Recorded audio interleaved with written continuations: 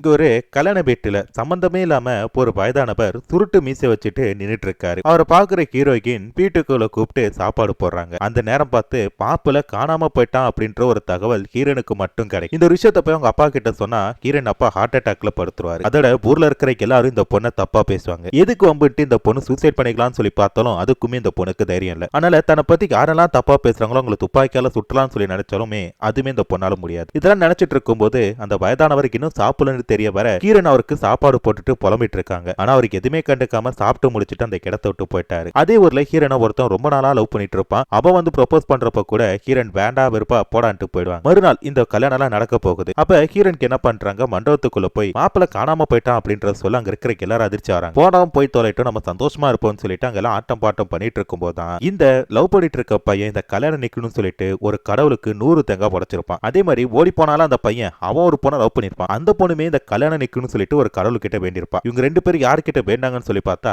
இந்த சுருட்ட முடி வச்சிருக்கிற இவர்கிட்ட தான்.